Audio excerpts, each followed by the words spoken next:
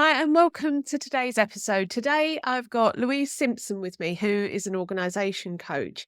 She's a mum of two, aged 10 and 14, and she's come on to share her experiences and the work that she does around organising our homes and also how that intrinsically is linked to our mental health. And there is a saying, isn't there? A tidy house, tidy mind. So welcome, Louise. I'm so glad that you're here to talk to me about this today because I think sometimes we get lost, don't we, in our environments, and we get very much in our heads about things, and we don't actually realise that link between our environments and how we feel. So welcome. Thank you very much. Yeah, absolutely. You've pinned the tail on the donkey. There is a really lovely quote that I always use, and it exactly sums up what you've just said, is that our outer world is a reflection of the experience and inner world of our thoughts and feelings. And it is that, I think even for myself as an organizer, my house reflects what's going on for me. So when life is really stressful and really busy, I tend to go, "Oh, I can't be bothered. Oh, I'll do that later." And then I remember how much kind of just doing it now will make me feel better in the long run. So yeah, Yeah. absolutely. And I'm really looking forward to sharing about organizing today with your Yeah. audience. It's so interesting, isn't it? That because the things that often make us feel better and refuel our emotional energy are often the very thing that drops off at the time that we actually need it. I put an Instagram post out just a couple of weeks ago saying I was feeling a little bit overwhelmed. And one of the things I go to for my overall mental health is exercise. And this particular morning, I wanted to get up and sit at my desk because I was overwhelmed with all this work that I needed to Yeah. do. And I was like, hang on a minute. Well, Exercise is the thing that actually makes me feel better, yet it's the thing that I'm steering clear of. yeah. So sometimes we just have to take a pause, I think. And as you say, think about what makes us feel better, have a look at our environment and establish what is our environment saying? Because I see this in my work as well. Somebody will come to me and they'll go, I know I'm not in a good space because my room is a mess. Absolutely. So we And I talk think, about that. yeah, and I think, people often think of organizing from the TV programs. It's tidying up, and Home Edit gave us the rainbow colored bookshelves and things like that. And, for me, what I want people to really start to think about is that organizing our homes and our time is so much more. It's about our well-being. When people show me around their house, I can see the shoulders slump. You can hear the tension in their stomach, that kind of, oh, I just don't want to go in there. I mean, I've had clients that, a bit like for the parents out there listening to this, when the babies are little and they're asleep and you don't kind of turn the engine off and you're sitting on the driveway. I've got clients that do that because they're kind of dreading going into their home. Wow. So what impact is that having on us? When we're in stress state, our digestion doesn't work properly. It increases our stress levels. It makes us more kind of likely to react to the children when they're playing up a little bit or answering back. So organization for me is so much more than just tidying up or what it looks like. It's about looking at how our homes and our time is affecting us, helping us feel happier and better in ourselves so that we can deal with everything that life throws at us, whether that's, being more resilient and having better relationships with our children, or just feeling happier in ourselves. Yeah, because I think being organized is a skill. And it's one of the skills that we can learn. And I think, would you say that with your clients, do you see shame attached to being disorganized?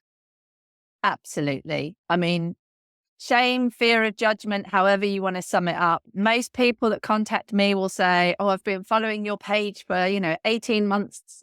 I had one recently that said, "I've been following you for 3 years and I've only just built up the confidence to actually contact you because I was so worried about what people might think." I've had clients that tell me that they're kind of tidy little secret because they don't tell anybody that they're asking for help. And a bit like, I'm sure with you, people are afraid to say, "I'm seeing a therapist," because you're kind of that fear of judgment. So shame, judgment are massive. And it's a big hurdle because it stops people from getting the help that they really need. And I think I always compare it with clients to give the kind of simple analogy of personal training probably 20 years ago, not many people had a personal trainer unless they were rich or a celebrity or whatever else. Whereas a lot of people now have some form of, gym trainer or fitness trainer. And organization and having an organizational coach is the same sort of thing for me, is that it's just not my strength, or it's something that I struggle to do on my own. And therefore I need somebody to keep me accountable. And, that part of what we do is that body doubling and accountability of working alongside somebody and keeping them on track. Even if they do have some organizational skills, sometimes the motivation or that procrastination kicks in. So it's absolutely kind of part of it. So tell me a little bit about why you got into this. How? Because as you say, it's almost under the radar, isn't it? It's one of those silent things that nobody really talks about, because it, again, this internal judgment of, well, I'm a grown up, I should Yeah. know how to organize my life. So tell me a little bit about how you got here. Yeah. So organising in the UK is actually, so professional organisers such as myself, there's an association of us, and that's been in the UK for 20 years. And still, it's an area that not many people know about. Thanks to people like Stacey Solomon putting TV programs on, people are starting to understand it a little bit more. For me, I've always been an organizer. I was that weird child that, my mum adopted the philosophy that if you could squeeze it into the cupboard and just hold the stuff still while you shut the door, that was fine. And I was that child that would empty all the saucepans out and go, but there must be a better way. Like if you stacked it like this or put it like that. So I think that organizing brain has always been there, the problem solving. I went into a corporate career. So I was with a retail bank for 23 years. I was one of those weird people that were kind of like a lifer, as they used to call them. Did my degree whilst working and fell into the same sort of roles, to be honest: problem solving, branch management, change management, program management, kind of that person that was always sent to sort out the problem areas or find the solutions. So for me, that's a big part of how I work with clients. Is often when we're in that state of overwhelm, they're like, I can't see the wood for the trees. I don't even know. I don't even think you can help me. And I feel like I'm just lending them my vision. And it's like, don't worry, I've got you. I know where we're going. Like, let's see where you need to go, but I know I can help you get there. So I'd fallen into that in my corporate career. Then if we rewind to about 2016, I got really ill. So I got bitten by a tick and got Lyme disease, and was also suffering with kind of, at that time, they were diagnosing me with adrenal failure. So basically burnout to the greatest level. I was a mum of, well, they were obviously a lot younger then. So mum of two very young children, trying to have it all. Like I was listening to the media telling me, yes, you can do it all. Women have got it all now. So I was trying to do the successful kind of senior manager role within a corporate, commuting from Essex into London every day, getting up, being on the train at like 6 o'clock in the morning to rush back in time to pick the children up from nursery. So my then husband would do the morning drop off. I'd get back for the evening and then fall into that. Okay, so dinner, as they got older, homework, getting everything ready for the night before, crash in bed and then back up again at 5 o'clock the following morning. And there were cues. I started to get chest infections and things that just didn't get better, and just kept saying, but, I can't, I've got responsibility. I'm busy. I've got important job. I've got kids to look after. I just need to keep going, like trying anything to just keep going, because that's what I thought was my only solution. And then eventually my body got fed up of me ignoring it. And when I first saw my specialist, who was an endocrinologist, he asked me to write down all the illness I'd had in the last 2 years. And he was like, it was like your body was knocking politely, then it was like hammering, and then it was trying to use a megaphone. And then eventually, in the words of Michael Caine, it blew the doors off, and I crashed and I got really ill. And I was literally being diagnosed with all sorts of things. I had 7 different specialists. So I was seeing a neurologist for the brain stuff that was going on. I was under a rheumatologist because they thought I had arthritis. I was being told that maybe I had ME or MS or something like that. So I had all these labels being thrown at me of what they thought potentially could be wrong with me. And then I found my endocrinologist, who was basically you've hit burnout. I think you've got adrenal failure as well as the stuff that was going on from the Lyme disease. So I left my corporate career after a period of being on long-term sick. Basically, there was a plan to try and go back, and there was every part of me going, I don't know if I can do this anymore, but I've got to. Like, I've got a mortgage, I've got children, I've got to be responsible. That whole kind of, there isn't any other solution. I'm supposed to be able to have it all. So eventually I left and I got redundancy. So I'd been there when I left my corporate career, I'd been with the company for 23 years. So I got a really good redundancy package, which I know obviously not everybody's as lucky to get, but used that to basically get well. So I went to a couple of specialist clinics, including one in Germany for the Lyme disease, and really just went, do you know what? Like, my children were my motivation. There were parts of me that wanted to give up and just go, do you know what? I don't think I can get better. The doctors say I can't get better. It's just at that time that they were saying, you manage it, you manage the pain, you'll be on steroids for the rest of your life. And, that problem solving part of me kicked in going, there's got to be a better way. Like, that can't be it. My children are little, I was early 40s at that stage. I'm 47, almost 48 now.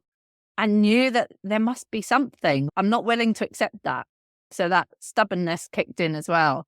And I went down a very natural kind of a holistic route, looking into all sorts of different supplements, body treatment, therapy, everything to just try and get better. And as part of that, I knew I didn't want to go back. I didn't want to go back to that corporate world. Like, I knew that that was part of what was making me ill. And I think organising, I'd always joked, like, oh, one day I'm going to do this, but I had no idea that this was even a thing. I was like, well, maybe I could become like a health coach or some sort of life coach and help other people that have been through this experience. And as part of getting better, I was spending a lot of time. So I'm a lifelong learner as well as an organizer. I love to learn anything, especially about how our mindset and kind of psychology. And so I was doing a lot of like online training courses, reading a lot of books, and I stumbled across a mention about the American version of the Association of Organisers. So that's what I want. Like, that's me. Like, I need, like, oh, but it's in America. And they do a training course. And I was like, well, I could just do that. Like, it would just be interesting. Like, that would just be fun, Clicked on a few links, and it was one of these moments where I think it was just the universe working in its magical way, because clicked on a few links, found this person that was doing the training course, and they happened to mention in their kind of bio right at the end, I'm also a member of the UK Association of Organisers. And literally it was like a light bulb for me, because I was like, how do I not know these people exist? These are my people. This is what I was this is what I've joked about, and I've helped friends over the years that when they'd moved house 5 years ago and they're complaining about boxes in the garage that they still haven't dealt with, or they've got kid stuff that they can't let go of. I'd be the one going, oh, I'll come round. Like, I'll give you a hand. Like, no, that will be fun. Like, I'll come and help you. And they're like, you weirdo. Why would you want to sort anybody else's stuff out? I don't even want to deal with it, and it's mine. So I went on the UK site. They had a training course coming up, and contacted them, and they said, oh, I'm sorry, it's fully booked, but we're not sure when the next date's going to be, but we'll let you know. Literally an hour later, they phoned me back. Somebody's cancelled. You can come on the course in like 2 weeks' time, which was just before my birthday. Went on this course, and then I admit there was a lot of procrastination. I didn't actually launch my business until 6 months later, because I, again, fell into that, but I've got to be perfect. Like, I've never been self-employed before. I've got to have the perfect website. I've got to have all this. So it took me 6 months. And then January 2019 just went, do you know what? Done is better than perfect. That wonderful quote from Sheryl Sandberg. I'm just going to launch it and see what happens. And that was the beginning. So yeah, obviously we've had lockdowns and things since, but I can honestly say that following that passion that I always knew was there, I never get the Sunday night dreads. Yes, I still have health issues that I'm working with, but I have got myself better than what I was told that I could ever do. And I truly believe that part of that is doing something that I absolutely love. And I know at the end of each day that when I've worked with somebody, that I've made a difference in somebody's life. And I never had that kind of in my corporate career.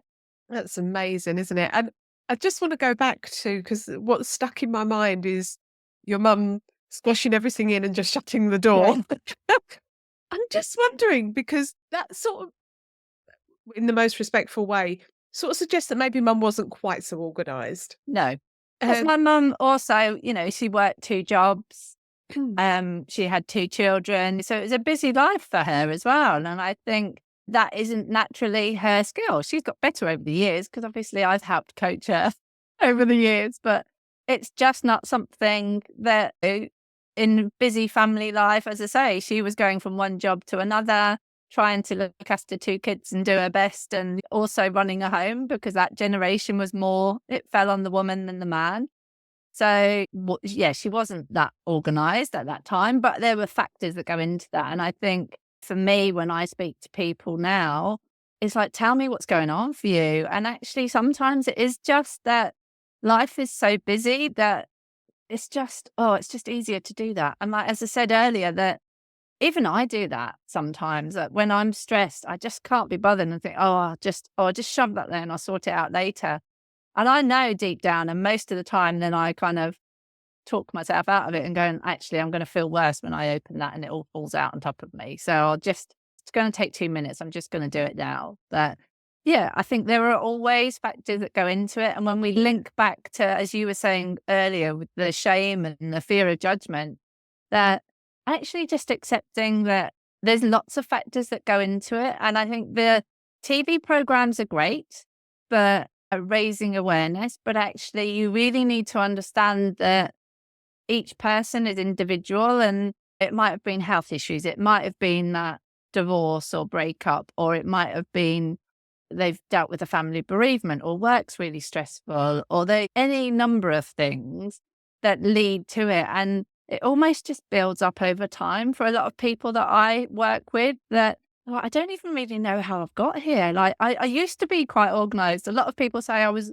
organised before children, and then I became a parent and everything's gone wrong. So, there are so many factors that, in the same way that with you for therapy, that there might be the same sort of diagnosis as such, but how somebody's got there can be very different.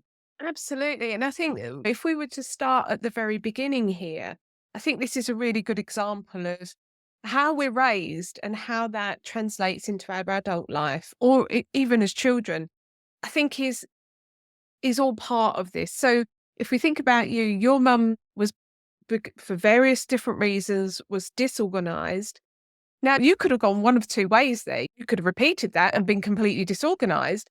But it's really interesting, I think, because some children go, actually, I don't like the fact that that cupboard looks like that. So, and they start to stretch their minds and want to do things differently. And I think that's where it all begins, isn't it? And we were talking earlier about how being organized is a skill. Yes. And it's something that can be learned. We can't describe ourselves as, I'm just disorganized. It's just who I am. Yeah. Because it's like anything. If you were to start running, you wouldn't go and do a half marathon the minute you walked out the door. You'd have to learn the skill of one foot in front of the other. And Absolutely. organisation is exactly the same, because time management is intrinsically linked in that as well, isn't it? I talk to people about building their organising muscles, and often use that analogy that you just used about, let's start with a walk around the block. So let's start with something really simple, rather than going straight to the sentimental, or your baby's items, or the old photos or stuff like that. That's going to be more challenging. Let's start with just, where does your post go when it comes in, and dealing with simple things like dealing with post, rather than it just ending up. Kitchen islands are a great place for things to accumulate, that they just get put there. Yeah, absolutely. It is a skill. And I think you do see some correlation. So you might have people, like you say, that have grown up in a disorganized environment that go, I want something completely different, in the same way that people grow up with parents that drank a lot or things like that. And they go, I don't want to drink, or I don't want to be that person, and other people that repeat those behaviors. But I think equally for me, I think that equally was how my brain always worked, in the same way that other people are very creative and can draw amazingly. That was never my skill. So I think this was the skill that I was given, that I was supposed to share. I think my creativity comes in problem solving rather than artistic creativity. But I think we need to be careful with the labels that we give us, because I have worked with people that go, I don't think you'd be able to help me because I've always been told that I'm the disorganized one. These labels that we get given. And it's like, that's okay. We can help you be more organized if that's something you want to do. And I think when I get approached by family members saying, oh, can you help my sister or can you help my mum? It's like, well, actually, do they want help? In the same way that if you forced, when I was going through divorce and you look at things like couples counseling, one of the first things that they tell you is that you both need to be on board, because otherwise it's just in the same way in therapy in general. But there's no point turning up at something and not being involved in the process or wanting things to change. And I think that's the same with organizing, that it is a skill that can be learned. It's very much looking at what are the challenges for you, looking at how you learn and what you want the result to be, and then tailoring it. So there is no one size fits all. There are different approaches that we take. And as an organizer, generally, we tend to look at the review, declutter phase. So looking at what you've got, what is it that you want to keep? So often looking at that rather than what is it you want to let go. Again, back to that positive mindset. The kind of organizing is the next part of it. So let's look at keeping like with like, and, giving things a home so that when you need new batteries for the remote, you know where your batteries are, rather than, oh, which drawer did they go in? And then looking at storage. So there's a general kind of approach, but how you do that is completely different for each individual, because their home is individual, the time that they have, the way they learn, the people that they are, the experiences that they've been through. So it has to very much be a person-centered approach. Yeah, absolutely. And I can't help but see that intrinsic link around mental health and feeling or being disorganized, because the word that just kept popping up in my head when you were just speaking was lazy. And I hear this a lot, Yeah, "Oh, I'm just lazy. I just can't be bothered to put stuff away." And that language and that internal narrative can really shed the self-esteem and the yeah, confidence. And I suppose the message here is to, and the reason I use the term it being a skill, is that anybody and everybody, whoever you are, whatever label you may have the ability to learn a new skill. And this one absolutely. just happens to be an organizational skill, but actually that by default is intrinsically linked to our self-worth, self-esteem, our internal chatter. Yeah. And I think, that whole lazy thing that's again what people think that Yeah. you're going to call them when they say, my room's up to here, or I've got paperwork that I haven't dealt with. And again, there is an element of people will say, I've had people say to me since I started my business, but surely some of the people you work with, they just need to, pull themselves together and get on with it. And it's like, but it's not that simple. In the same way that, when we have mental health issues, that it's not just like, oh, well, I haven't done what I'm supposed to do, or I can't be bothered. It's like, you don't even understand sometimes how you've got there, and you need somebody to help you find that way through. Yeah, I think the labels that we give ourselves, again, for me, that's when I take clients to, okay, yeah, let's talk about how you feel in your home or this specific room, or, whatever we're talking about. And how is it that you want to feel? So rather than kind of going, no, you're not lazy, because actually, if they've always been told that, or they've told themselves that for a number of years, it's going to take time to work through that. So it's about, let's focus on how you feel now. How do you want to feel? And then let's find some strategies and habits that we can start to bring in slowly but surely, and focusing on that progress over perfection of the little things that then start to make a difference, and the compound effect of, if we can make your morning slightly better and you get out the door without feeling harassed. We all know from lots of research that's been done over the years now that says the way we start and end our day is the most important parts, especially in the morning. So if we can tackle your morning routine and get you and the kids out of the door without everybody screaming their head off, without running late, without turning up to work completely stressed before you even get there. And then you kind of turn up going, oh, this is going to be a horrendous day. We've all done it. And then it turns into a horrendous day. So for me, it's about understanding those things that are going wrong and causing the stress now. But let's just start somewhere simple that's going to make the most impact. And you start to learn that you're not being lazy. You're like, oh, actually, I just need to learn how to do this, or that I've achieved something. And then that gives you, in the same way with fitness, when you run around the block for the first time, is when I did couch to 5K, when I was getting better and trying to get my fitness back. I was like, oh, but I used to be able to run. Yeah, but I can't right now. So let's just start somewhere. And the first time you do that 5K all in one go, you're like, wow, okay, I can do that again, And for me, that's the same with organising time management, that we start to find these little things that can incrementally then add up. And we start to then build our confidence that actually, yes, I can do this. Yeah, and again, as you were talking there, I was thinking about weight loss. It's very similar, isn't it? It's the initial stages need to be noticing, because we block out so much of what's going on in our minds, our hearts, our worlds, in an attempt to avoid the challenges that brings to us emotionally. But it's still all going on. So it sounds to me like that those early stages are the noticing. And like with weight loss or running or whatever it is, there are going to be times where you do leave that thing on the Yeah. side, or you don't put that thing in the right drawer or whatever. But that doesn't mean it's all gone wrong. No.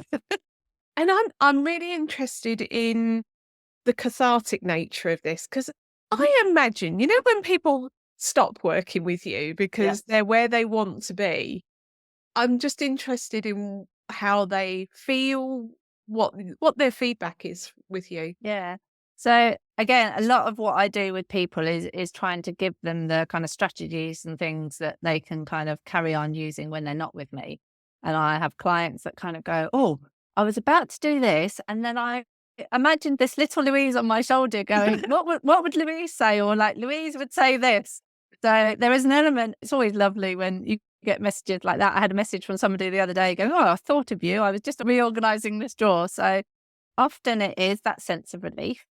So that weight of the shame, the fear of judgment, the responsibility, the overwhelm, people can suddenly breathe again. So I had a client this week that literally explained that their house makes them feel like their lungs are being crushed and that it's kind of coming in on them like this. And physically, that's what was happening when we were walking around the house. Their voice changed. You could feel that, you could literally feel the tension in them. And as we started to work through and talk about some of the strategies that we could use, you could see them opening up their chests. They were happier. They were talking clearer. Like they just looked more comfortable in their own skin. So often the main feedback is that kind of clarity and that, oh, actually, like I could think, like there's not so much going on up here. And I know the strategies and things that I can use. That reduction and overwhelm is massive. Like the impact that overwhelm has on us, of, somebody that's been through and lives with that kind of adrenal issue, it affects everything, like our thought patterns, that ability to stay calm in a crisis or not react when kids are reacting to you, especially for those of us that have got teenagers. And so it is that, it just makes you feel better, feel lighter, feel more able to cope with stuff, and to really just enjoy being at home. So I always say that I know I've done my job well when people can open their door and let a sigh of, oh, I'm home, like that. Oh, I'm safe. That I feel like I'm getting a hug. Whereas most of my clients, when I start with them, is literally like a sharp intake of breath when they open the door, going, oh, I'm home. Great. Like, I know what's waiting for me, and that tension.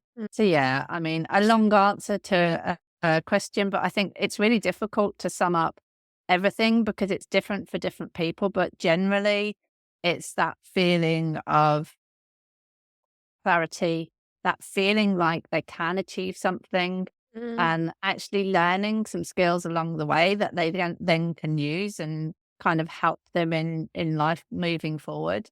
Yeah, and it strikes me, it's just really empowering, taking control of the controllable, which is Yeah. our environments. There is so much we can control, but we spend quite a lot of time trying to control the things that are not controllable. I'm really interested. I'm just going to go back to teenagers. Now, as parents, what we know is that children want power and they want their own control. Teenagers notoriously kick against all of the things that we want them to do. Tidying their bedrooms is just one of them. Now, in my work, I come from a place of don't sweat the small stuff. Hmm. If they want to live in a room Yeah. that looks like a tip, let's not change the relationship based on their bedroom is untidy, because the chances are if you get off their case, they probably are likely to tidy it, because the reason they're not is because you're on their case. Yeah. But I suspect with the work that you're doing, if somebody is listening to this and they're like, oh, my teenager's doing my head in, their bedroom's a tip, but they are quite organised as individuals, and Yeah. they're really struggling with it. Because usually somebody that's stressing about their child's bedroom are likely to be organised themselves, I suspect, because the rest of the house is different to the teenager's room. Would you agree? On the majority, yes. I think I've also had clients that are like, "Oh, I'm afraid they're turning into me, and Okay. they're going to be disorganized as me." And actually, again, that kind of whole, I've always been disorganized, and therefore I don't want them to be. So I'm Oh, almost making them be better than me because I don't want that like but pattern to repeat. the modelling, I suspect, is the Yeah, forefront. So exactly. that's actually what we're Yeah, teaching our children, is the very thing that they're likely to repeat.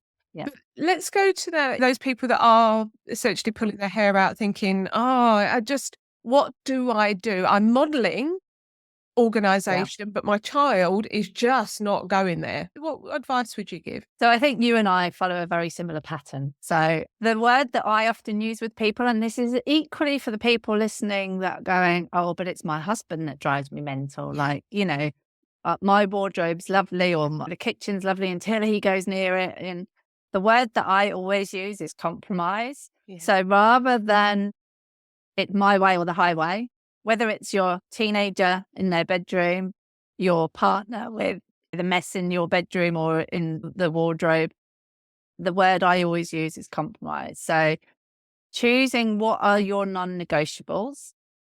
So it might be that, for example, with the teenage bedroom, your non-negotiable is you're not allowed to leave food up into your room because we don't want moldy food and attracting whatever. And then you have to compromise that actually, if they don't want to put their clothes away and it ends up on the chair, or they leave school books on the floor, they don't particularly make the bed as well as that you do, that you've shown them 100 times and they go, "Oh, I don't know how to do it." It's almost like the old saying, choose your battles.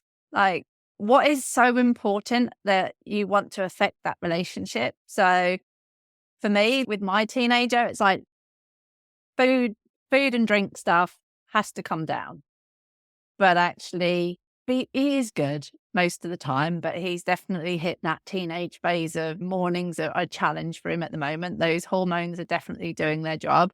So we look at how we can minimize the stuff that he needs to do in the morning. So we get everything ready the night before because he's definitely a night owl.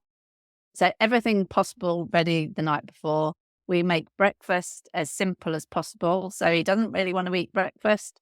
So he has like a shake that's got loads of stuff added in like to it that is healthy, which is better than just eating a slice of toast on the way out. And I have to stop myself going, but can you just pick everything up and just put it away? So it's that compromise of actually, as long as he's brought the food and drink out, then I almost have to like just turn a blind eye of going, our space should reflect us. And actually, that's him as he is Mhm. at the moment.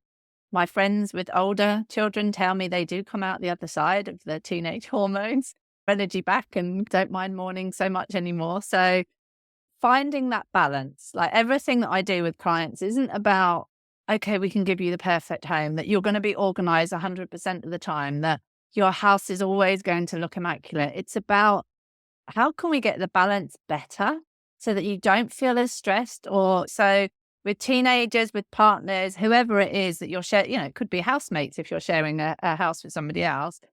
Like, what are the things that are your non-negotiable?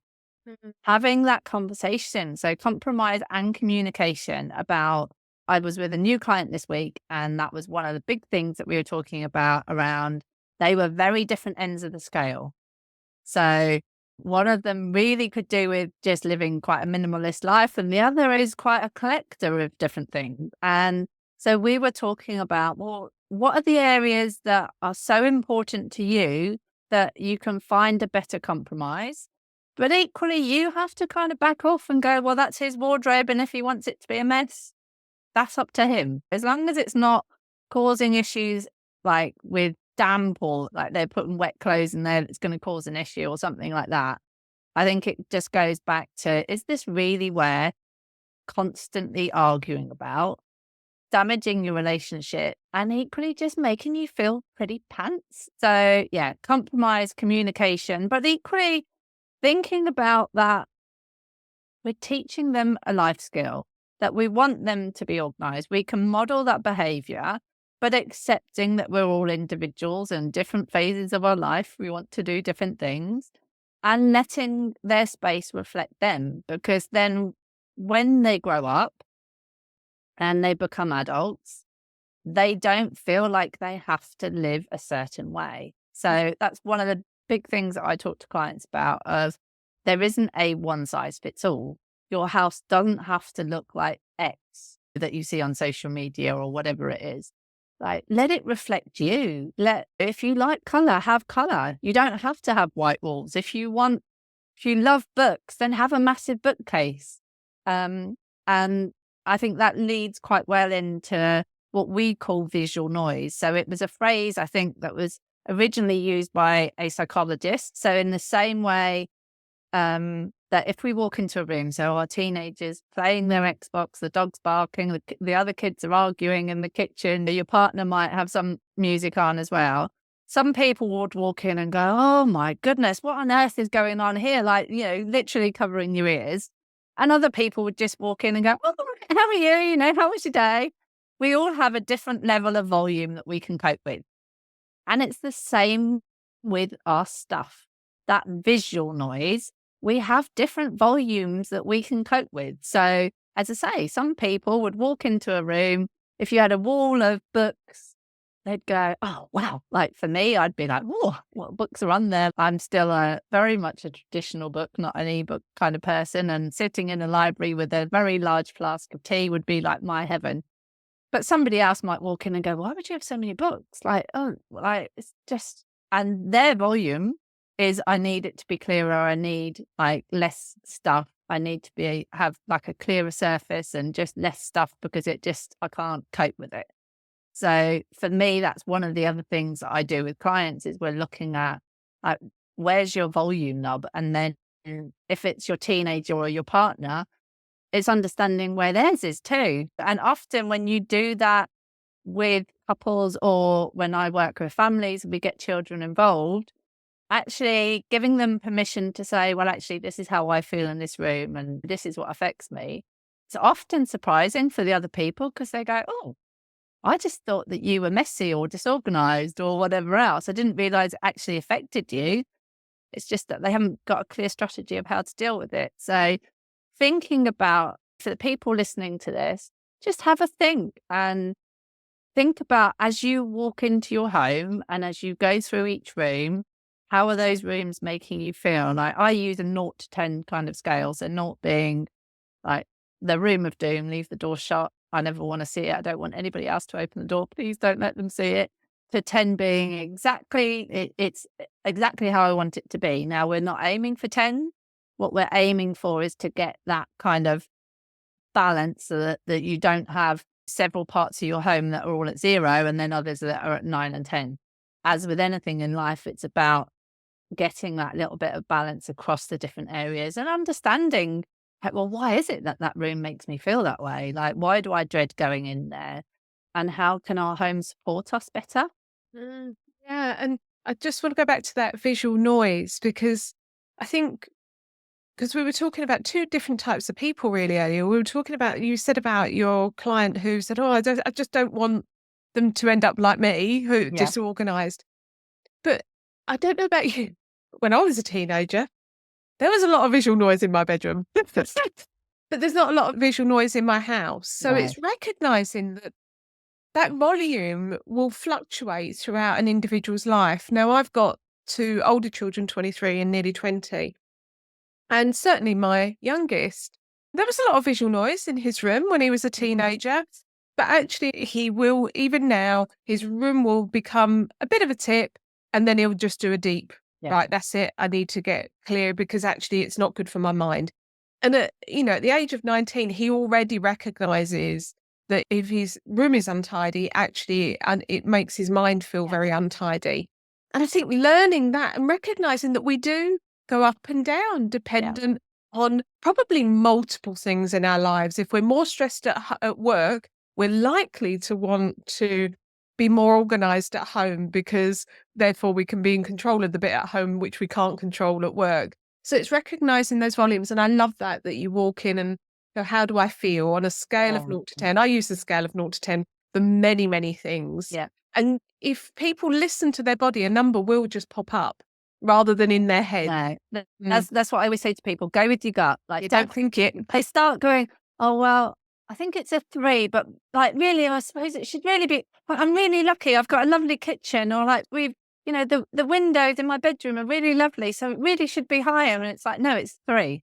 Yeah. That's how it makes you feel. Like, don't overthink it. And I use a little diagram that I've created that we record it, and then we look at how that changes over the time that we work together. And, I have had clients that have literally gone from a 4 to an 8 after a 3-hour session. They're like, it's Mhm. the stuff that we've done has made such a difference. I've clients that told me they're insomniacs and then they start sleeping because their room is the purpose that it's supposed to be. Our bedrooms are supposed to be our sanctuary and relaxed place. And we take out the stuff that really shouldn't be in there and start having things in there that make us feel good. I think I was the anomaly that, from a visual noise perspective, I had a lot of stuff in my room when I was a teenager, but it was all lovely and organized and labeled.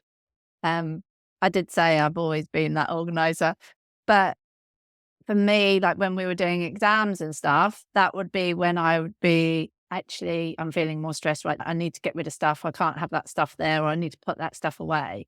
So I think accepting that our volume that we can accept will change depending on what's going on. And as you say, like with your son, starting to learn, actually, when it's like that, it just makes me feel a bit crappy. And I Mm. don't want to feel like that. But yeah, I think the volume that we can accept, like, as I say, 500 books to some people would be that's a 0 and I can't stand this room. And somebody else, they'd be like, oh, that's amazing. It makes me feel good. So it's really, going back to that, what's going on for you right now? And some strategies that we might look at might not work forever, but they'll get you to the next point before you can then look at, okay, so what else is going on for me now? And back to that kind of progress. So what's the step now? And really looking at how that supports somebody to move to the next step and towards their goal rather than like, well, you have to go from A to Z straight away. Like, let's Yeah. just find the steps in there. Yeah, and I think this is so important. The idea of that we can reach out for support. Somebody came to me and really struggled with the idea of having a cleaner, for example, because if they had a cleaner, then what does that say about them? And it wasn't about having the cleaner, it was about what does it say about them? And it's trying to break free of some of those archaic ways of thinking and recognizing our world is very busy. Our lives have just sped up over the last 30 years. And actually reaching out and getting some support to develop new skills or just get some support like a cleaner Yeah. can be, to give yourself that permission can be super empowering and have a really positive effect on our overall well-being and our mental health. And I'll go back to our parenting because again, Yeah. if we are modeling that we can reach out and get support, then we're also showing our children it's okay for them to reach out and get support as well. Yeah.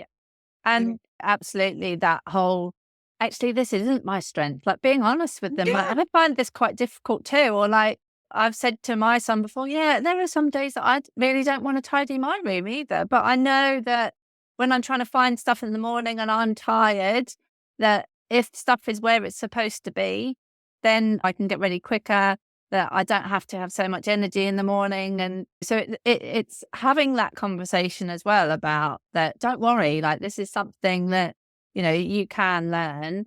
And equally, I think going back to what we were saying earlier about our childhood and how that affects us as we grow older, I've had clients that hold on to a lot of stuff now because their parents would just throw stuff away without them realizing. And obviously, there's lots of other stuff that are fed into that, but they'll say, oh, but part of the reason why I don't like to let go of stuff now is because of my parents used to Mm, throw toys away or stuff like that. So, like, it's regaining that control. Like, I felt like I didn't have control over my stuff when I was younger. So I'm going to get control of it now, but then it builds up and it builds up. And then you get to the stage that now I find it really difficult to let go of stuff because this is being, triggered over here. So I think equally, the more that we can involve our children in this, and like we were talking about with the teenage bedroom, deciding on the non-negotiables, but equally like getting them involved. A lot of the parents that I work with, especially mums, are still falling into that, but this is my job. mm. I shouldn't be asking my children to do this. I'm taking their childhood away from them and all of this. And I always go back to that. But we're giving them a life skill. Think like a nursery or a school is often a phrase that I'll use when we're working with children and families, that our children go to nursery. My children went to day nursery from age 1, and they teach them to clear their plate after they eat. And the toys have got places that they live and they're labeled, and they're encouraged to put their toys away after they're playing. So for me, it's also about modeling and encouraging that independence and showing them different ways to do it, but encouraging that independence and giving them some insight into organization. And whether they do it or not is a different matter, but actually showing them some of those examples and thinking in that same way that actually we as parents are not here to do absolutely everything for our children. We're here to help them learn. And I think for me, every September, I get a little bit annoyed with the media that they talk about all these people going to uni that can't do anything for themselves. And you hear all the funny stories that everybody laughs about, people blowing up washing machines or not able to cook. And for me, organization is part of that. The more that we can encourage our children from a young age to have that independence, to be able to use their space how they want to, and so that it reflects them, but giving them some tools along the way that you might like to use this or you might like to use that, in the same way that we do with study and revision. Well, have you tried this? If you're struggling with this subject, let's break it down. Um, so that as they grow older, then that can support them in their adult life and let them feel like they've got some control over the things that affect them. Absolutely. And I think control's a really good term that you've just used there, because many people will talk about households as chores. The kids Mm. should have chores. And this is where it can get into a really big battle, I think, when we're talking about we expect them to do things and they don't want to do it. So then it creates this conflict. I mean, that's a whole different Yeah. conversation. We But I could be think you're here all right. day. But I think you're right. I think, our children being ready for the world, that's our job. Yeah. That's our job as parents, is to prepare our children as best as we can for when they go out into the big wide world. And there's going to be things that we don't prepare them for and inadvertently. Yeah. But I think being organized, and the most that we can do as parents, I think, is model that. Hmm. Um, and one of the non-negotiables for me were when my children were young were the communal area Yeah. is communal, and you do not bring your ideas of Yeah. disorganization into the communal area. It wasn't a show house by any stretch, Yeah. but it was, if you use something, you could tidy it up. You put the stuff in the dishwasher, you Yeah. did it. And they were the non-negotiables in my household. Yeah. And I think if we can put those in place, we're setting our children up for some maybe positive decision making going forward. Yeah, and it's back to that compromise in communication, isn't it? Yeah. Like the clients that I mentioned earlier, we were like, well, actually, if your husband can have a messy drawer in the kitchen that you know is messy and that's his drawer, but it's not out in sight in that communal area, is that a compromise that you feel that you could Yeah. make? There always needs to be a man Yeah. drawer, right? Yeah. Even if girls use it, it's got to be. Everybody has a junk drawer, trust me. Like even organisers have places, but I think, even from the child perspective of you may want your living room to be more of a family kind of communal space, not so much. But it might be that you have a box that's over there that is for the toys or whatever that they can get out, so that there's an element of it, but it's equally away when you're wanting adult and relaxing time once the kids are in bed, rather than children taking over those communal spaces. In the same way that I talked earlier about bedrooms, often I've worked with parents that have got the kids' stuff in their bedroom because they're like, oh, I'll just put it in there so it's out of sight from everybody else downstairs, but then wonder why they never switch off from being a parent. That actually, when they go to bed, they're still surrounded by kids' toys or photos of the kids and stuff that they brought up so that nobody else sees it. But then we forget about how that's affecting us. So again, going back to that, I always say, if you've got friends coming around, you've got the wrong type of friends if you're having to make sure your house looks perfect for them every time. Like Yeah. actually, the more we can be honest with each other or going, oh, it's been horrendous and there might be stuff on the side there, but actually everybody's got it. And the more we stop trying to make everything perfect all the time and act like we've got our act together and everything's perfect and we're never stressed and nothing ever goes wrong, and being honest about, oh, actually, I've been really struggling recently. And whether that's asking for help from mental health and seeing somebody, or just having that conversation with somebody that says, have you got time for a cuppa? Because I could just really do with the chat. Yeah. If it's organising, asking a trusted friend, like, could you give me a hand? Or like, could you come around and just be there to help me, like, make sure I don't get distracted? It would just be nice to have somebody there. Or asking for help from somebody like me that is independent. And often that's what people talk about, is that they feel less judged because like they don't have to see me again if they don't want to.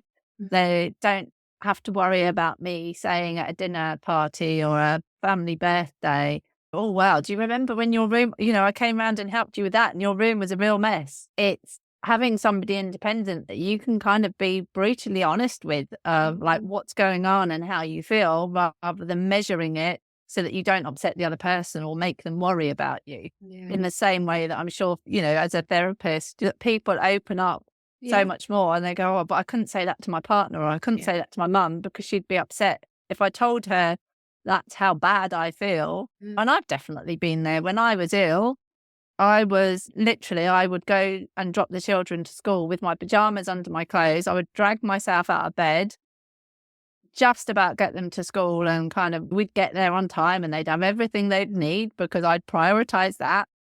And then I'd go back home and I would literally be in bed all day because I felt so ill and I was in pain and everything else. And I didn't tell anybody. Like I was like, just got to carry on. Like if I just carry on. And then due to a series of events, a friend of a friend passed away who'd had Lyme disease as well. And they'd shared their story. And I was like, actually, I feel like I need to just be more honest about this. And started to share what was going on. And people were like, oh, I had no idea. You're always so organized. But I couldn't admit. Everybody tells me I'm the strong one. I couldn't admit that everything was falling apart. My health was falling apart. My marriage fell apart.